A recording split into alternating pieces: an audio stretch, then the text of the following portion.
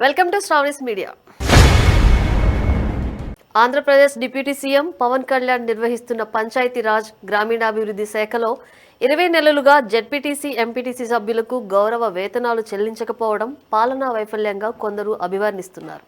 కడప జిల్లాకు చెందిన స్థానిక ప్రతినిధులు హైకోర్టును ఆశ్రయించడంతో ఆ శాఖ అధికారులు బడ్జెట్ లేకపోవడం అంటూ మెమో దాఖలు చేయడం ఆర్థిక నిర్వహణలోని లోపాలను బట్టబయలు చేసింది. 2025 ఆగస్టులో సిపిఎం నేతలు 15వ ఆర్థిక సంఘం నిధులు 1121 కోట్లు విడుదల చేయాలంటూ పవన్ కళ్యాణ్ కు లేఖ రాయడం, అలాగే 2024 నవంబర్లో 750 కోట్లు పంచాయతీలకు విడుదల చేస్తామని ప్రకటించిన ఆచరణలో ఆలస్యం కనిపిస్తోంది. ఇది గ్రామీణాభివృద్ధి ప్రాజెక్టులకు నిధులు సమకూర్చకుండా ఉద్యోగులు, ప్రతినిధుల సమస్యలను నిర్లక్ష్యం చేస్తున్నట్లు సూచిస్తుంది. 2025 డిసెంబర్లో శాఖలో సంస్కరణలు అనౌన్స్ చేసిన జీతాల పెంపులు ఆర్థిక స్థిరత్వం వచ్చిన తర్వాతే అంటూ వాయిదా వేయడం పాలనా అసమర్థతను మరింత బలపరుస్తోంది.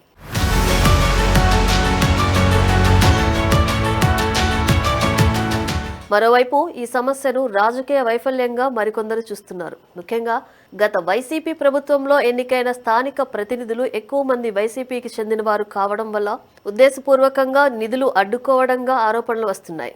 2025 ఏప్రిల్లో పవన్ కళ్యాణ్ గత ప్రభుత్వాన్ని పంచాయతీ ఫండ్స్ మిస్యూజ్ అంటూ విమర్శించినా తన శాఖలోనే ఆర్థిక సమస్యలు పేరుకుపోవడం రాజకీయంగా ఆత్మహత్య సదృశమని విపక్షాలు ఆరోపిస్తున్నాయి. 2024 జూలైలో పవన్ కళ్యాణ్ తన శాలరీ తీసుకోకుండా ఉండడం, డిపార్ట్మెంట్లో డెబిట్స్ ఉన్నాయంటూ చెప్పడం కూటమి ప్రభుత్వం ప్రాధాన్యతల లోపాన్ని సూచిస్తోంది.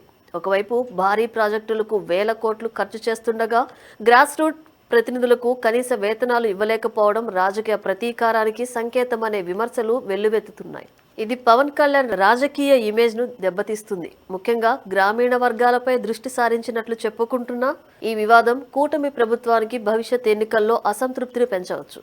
గత 2024 జూన్ నుంచి 20 నెలలుగా జెడ్పీటీసీ, ఎంపీటీసీ సభ్యులకు గౌరవ వేతనాలు చెల్లించకపోవడంతో వైఎస్ఆర్ కడప జిల్లాకు చెందిన కొందరు సభ్యులు హైకోర్టును ఆశ్రయించారు. ఈ వ్యాజ్యంపై వాదనలు వినిపిస్తూ ప్రముఖ న్యాయవాది జడ శ్రవణ్ కుమార్ ప్రభుత్వాన్ని తీవ్రంగా ప్రశ్నించారు. ప్రజాప్రతినిధులకు జీతాలు చెల్లించలేని ప్రభుత్వం అమరావతిలో 1750 కోట్లతో విగ్రహాలు నిర్మించడం హాస్యాస్పదం అంటూ పిటిషనర్లు కోర్టులో వాదించడం కూటమి ప్రభుత్వం ప్రాధాన్యతల లోపాన్ని సూచిస్తోంది. రాజకీయంగా చూస్తే ఇది ముఖ్యమంత్రి చంద్రబాబు నాయుడు, డిప్యూటీ సీఎం పవన్ కళ్యాణ్ మధ్య సమన్వయ లోపాన్ని కూడా ప్రతిబింబిస్తుంది. ఒకవైపు భారీ ప్రాజెక్టులకు నిధులు సమకూరుస్తుండగా గ్రామీణాభివృద్ధి శాఖలోని స్థానిక ప్రతినిధులకు కనీస గౌరవ వేతనాలు కూడా ఇవ్వలేకపోవడం రాజకీయంగా ఆత్మహత్య సదృశం.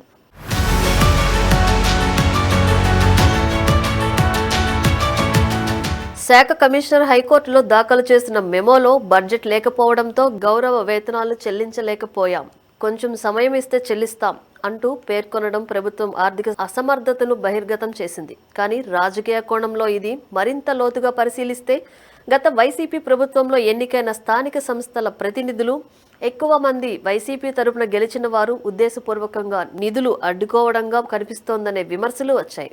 విపక్షాలు ఈ ఆరోపణలు చేస్తున్నాయి. కూటమి ప్రభుత్వం వచ్చినప్పటి నుంచి వైసీపీ అనుకూల వర్గాలను దెబ్బతీయడానికి ఇలాంటి చర్యలు తీసుకుంటోంది అనే విమర్శలు ఉన్నాయి.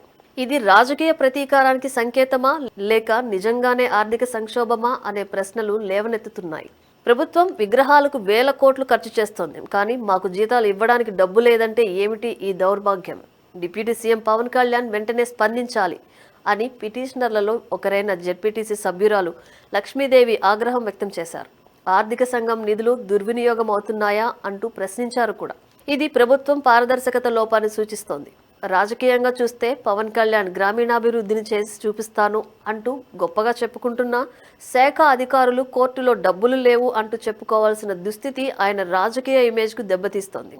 జనసేన పార్టీ అధినేతగా ఆయన గ్రామీణ వర్గాలపై దృష్టి సారించినట్లు చెప్పుకుంటున్న ఈ ఘటన ఆయన నిర్వహణ సామర్థ్యాన్ని ప్రశ్నార్థకం చేస్తోంది.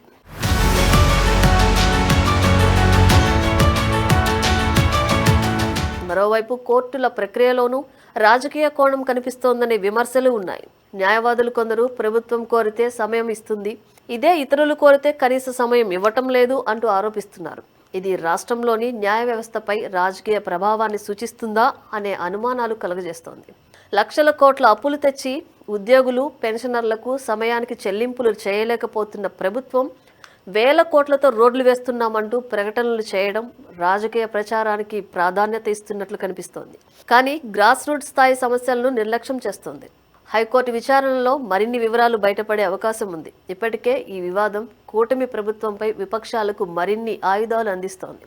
వైసీపీ నేతలు ఇది ప్రజలకు ద్రోహం అంటూ ఆరోపిస్తుండగా కూటమి నేతలు మౌనం వహిస్తున్నారు. రాజకీయంగా ఇది 2029 ఎన్నికల ముందు గ్రామీణ వర్గాల్లో అసంతృప్తిని పెంచే అవకాశం ఉంది. ప్రభుత్వం తక్షణమే స్పందించి నిధులు విడుదల చేయకపోతే రాష్ట్ర వ్యాప్త ఆందోళనలు తప్పవని జెడ్పీటీసీ, ఎంపీటీసీలు హెచ్చరిస్తున్నారు. ఇది కేవలం ఆర్థిక సమస్య కాకుండా రాజకీయ వైఫల్యానికి అద్దం పట్టినట్లుంది.